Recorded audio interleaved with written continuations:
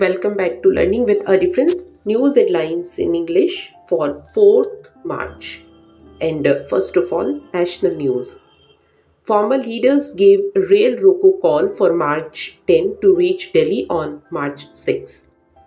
Delhi maximum temperature at 26.2 degrees Celsius, air quality moderate.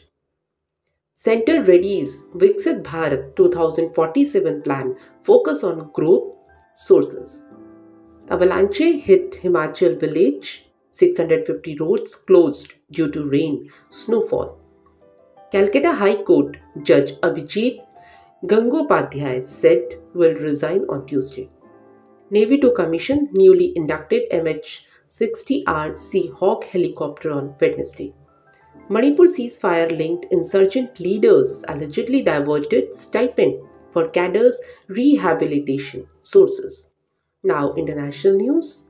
Israel boycotts truce talks as Hamas rejected presenting full list of hostages, a report said. Hate preachers from Pak, Afghanistan, Indonesia to be blocked from entering UK, a report said.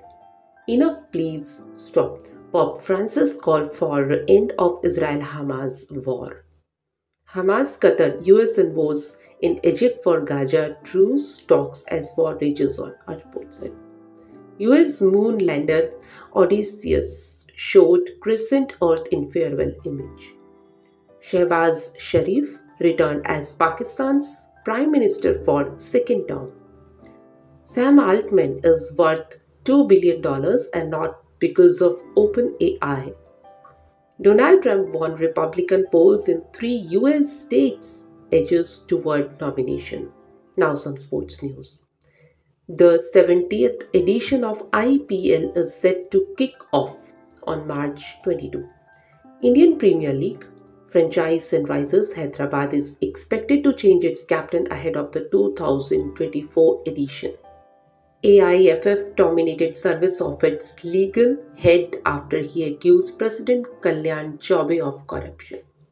Saurav Ganguly has opened up on his decision to replace Virat Kohli as captain. BCCI has to relook India's start on packed domestic cricket schedule.